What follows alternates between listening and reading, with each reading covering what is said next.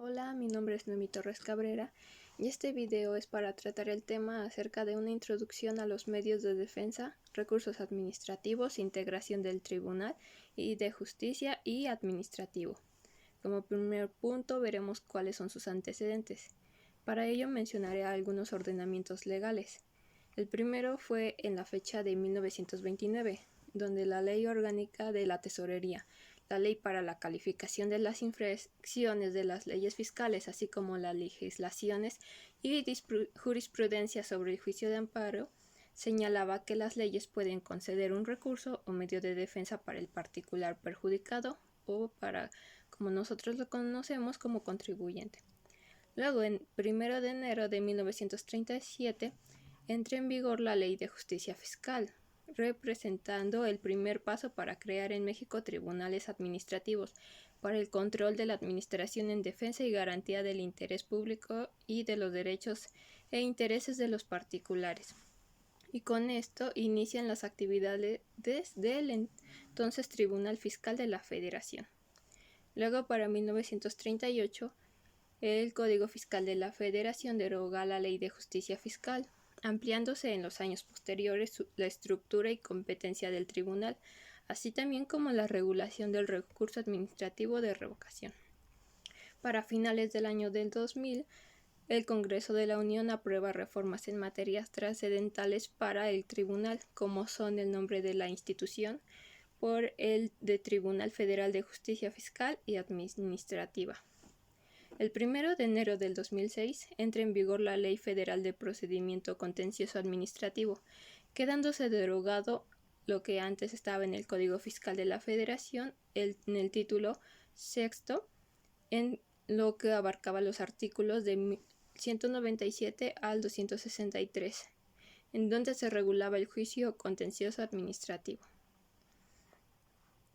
En el ámbito fiscal, nosotros tenemos varios medios de defensa, como pueden ser como las facultades que brindan el Estado a los particulares para hacer frente a un acto administrativo, que pueden efectuar el interés de los contribuyentes y que por tanto es susceptible de ser discutido por el contribuyente. Estos mecanismos son de dos tipos de clases. El primero son los jurisdiccionales y los otros los no jurisdiccionales. Los jurisdiccionales son aquellos mecanismos en donde a través de la función jurisdiccional se resuelve una controversia, y esto lo hacen los tribunales. La función jurisdiccional se entiende como la función del poder público que tiende a la decisión de cuestiones jurídicas controvertidas. Estos medios jurisdiccionales son el juicio contencioso administrativo federal, también conocido como el juicio de nulidad, y el juicio de amparo. Y luego los no jurisdiccionales son los medios aquellos que, sin utilizar la función jurisdiccional, protegen los derechos de los gobernados mediante procesos propios, usualmente más flexibles. Los contribuyentes tienden a su favor los siguientes medios no jurisdiccionales. Primero tenemos los recursos administrativos, luego los acuerdos conclusivos de la Procuraduría de Defensa del Contribuyente. Para saber más de esto, de los no jurisdiccionales, primero el diccionario para juristas aporta unas ideas acerca de lo que es un recurso. Primero tenemos que uno de corte administrativo, que se define como el derecho de cada uno de los particulares que pueden interponer contra las resoluciones administrativas y ante los propios organismos de la administración. También la naturaleza contenciosa administrativa, que es aquel que se interpone contra las resoluciones de la administración activa que reúnen determinadas condiciones establecidas en la ley. En el artículo 85 de la Ley Orgánica de Procedimientos Administrativos se menciona que los interesados podrán interponer los recursos contra todo acto administrativo que ponga fin a un procedimiento, imposibilite su continuación, cause indefensión o lo prejuzgue como definitivo cuando dicho acto lesione sus derechos subjetivos o intereses legítimos, personales y directos. La finalidad del recurso administrativo es controlar las decisiones de los órganos administrativos para que se emitan conforme a derecho. Dicho recurso siempre se interpondrá ante un órgano de la administración pública para que inicie su trámite y resolución, ya sea ante la autoridad que emitió el acto impugnado o bien ante la autoridad superior, siempre y cuando sean órganos pertenecientes a la administración activa. Bueno, de acuerdo a PRODECON, existen los recursos de revocación y los recursos de inconformidad.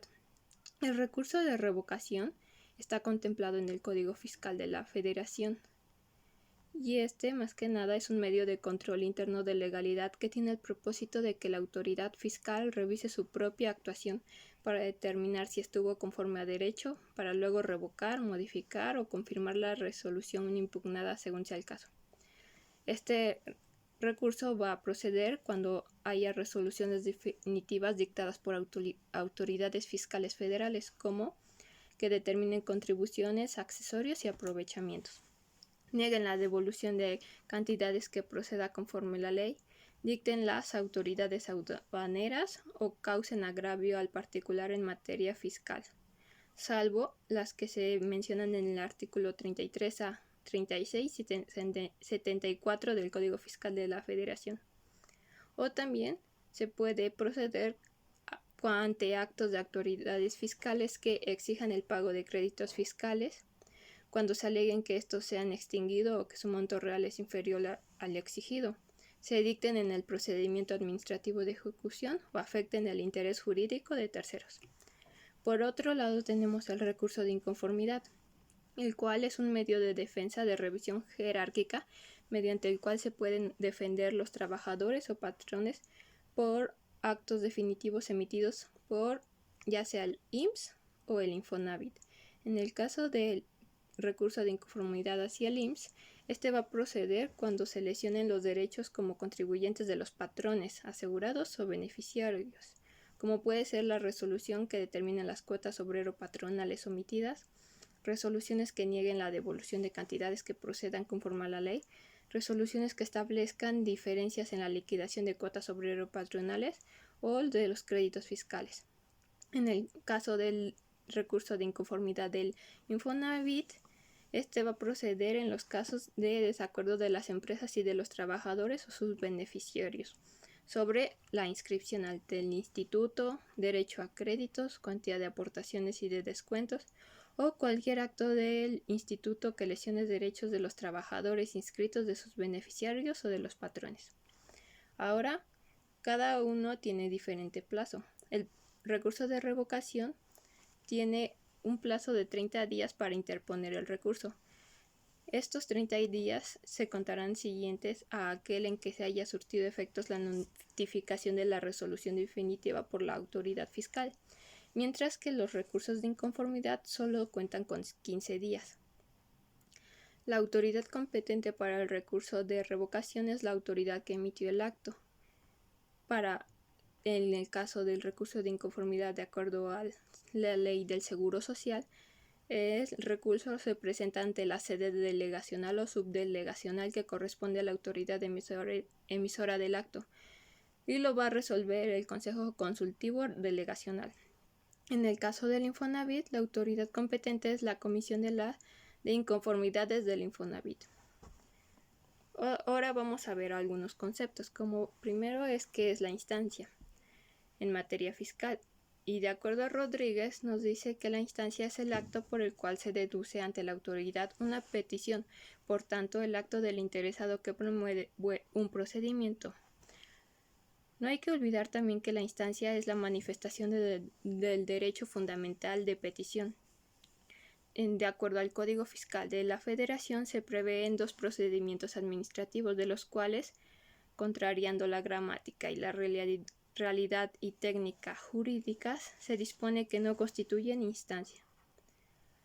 Para la resolución del recurso administrativo se tendrá a disposición el artículo 131 del Código Fiscal de la Federación, el cual menciona que la autoridad deberá dictar resolución y notificarla en un término que no excederá de 3 meses, contados a partir de la fecha de interposición del recurso. El silencio de la autoridad significará que se ha confirmado el acto impugnado. El recurrente podrá decidir esperar la resolución expresa o impugnar en cualquier tiempo la presunta confirmación del acto impugnado.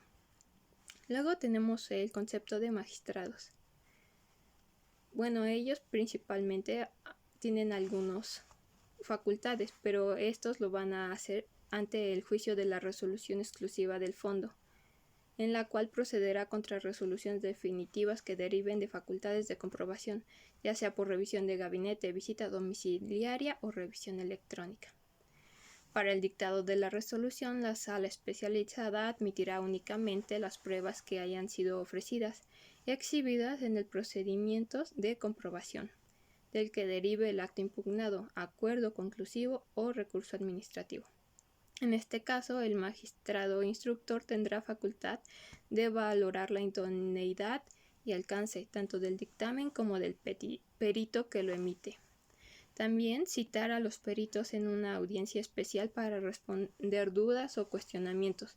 Las partes podrán acudir a la audiencia con el objetivo de ampliar el cuestionario o formular preguntas. También designar un perito tercero cuando los dictámenes de los peritos sean contradictorios y valorar la prueba pericial a su prudente apreciación, sujetándose al principio de proporcionalidad. Luego, otro concepto son los secretarios, y de acuerdo a la Suprema Corte de la Nación, estos son funcionarios judiciales encargados de dar constancia de la autenticidad de los actuarios, así como de examinar las solicitudes de demandas y procedimientos legales para posteriormente estudiar los problemas y presentar proyectos de resolución al magistrado o juez respectivo. Los secretarios de los tribunales de circuito y de juzgados de distrito pueden desarrollar diversas funciones, a saber, de secretario de acuerdos, de secretario proyectista y, en el caso de los tribunales colegiados, de secretario de compilación de tesis. En el caso de los proyectistas, el secretario proyectista se encarga de analizar los asuntos que le turnan, definir las características del asunto, los temas que involucra, encontrar información adicional relacionada con cada caso y proporcionar soluciones a los mismos. Debe conocer la manera en la que se elabora un proyecto de sentencia. Luego, otro concepto son los actuarios, y de acuerdo también a la Suprema Corte de la Nación, estos son funcionarios judiciales dotados de fe pública, que se encargan de comunicar a las partes o bien a un tercero que se pudiera ser afectado las resoluciones que han tomado los ministros de la Suprema Corte de Justicia, los magistrados del circuito o los jueces del distrito en los juicios de procedimientos legales que se tramitan ante ellos. Además, se encargan de cumplir las órdenes de dichos funcionarios cuando éstas tienen que llevarse a cabo fuera de las instalaciones de los juzgados o tribunales. Luego, la Suprema Corte trabaja bajo dos modalidades diferentes, bajo las sesiones en salas y bajo las sesiones en pleno. El pleno lo integran todos los ministros, mientras que las salas únicamente aquellos ministros que hayan sido designados para dicha sala. Primero veremos lo que es en salas. La Corte tiene dos salas. La primera sala conoce fundamentalmente de asuntos civiles y penales, mientras que la segunda de temas administrativos y laborales. No obstante a esto, dada la cantidad de asuntos en materia fiscal que hay, ambas salas conocen casos en este tema. Cada sala está compuesta por 5 ministros, donde uno de ellos es elegido cada 2 años por los propios ministros, miembros de la sala como presidente de la misma. El ministro presidente del Pleno no está adscrito a ninguna sala, por lo tanto no participa en las decisiones de las salas. En términos generales, las salas se encargan de revisar resoluciones dictadas por órganos inferiores al Poder Judicial de la Federación. Esto ocurre por 3 motivos. Primero, por contradicción de tesis, o segundo, porque los tribunales inferiores le piden expresamente a la Corte que resuelva sobre algún aspecto o tema constitucional de un asunto, o tercero, por facultad de atracción. Luego tenemos la sesión en pleno. Esta tiene la facultad de ejercer el control constitucional, dado que a partir de la reforma constitucional de 1995 La Corte se convierte también en el Tribunal Constitucional. Esto significa que la Suprema Corte es la encargada de velar que los actos del Presidente de la República, del Congreso y demás órganos del Estado no vulneren los derechos establecidos de la Constitución, así como también mediar los conflictos entre los poderes. Para tales fines, el Pleno tiene la facultad exclusiva de resolver lo que son las controversias constitucionales, acciones inconstitucionales y juicios de amparo. Y esto sería todo. Como conclusión tenemos que los medios de defensa son importantes, ya que nos ayudan a nosotros los contribuyentes o a los contadores públicos a hacer de nuestro trabajo más fácil, con el fin de apoyar a los contribuyentes asesorándonos para que la autoridad no abuse de su poder y con el fin de sobrellevar los casos.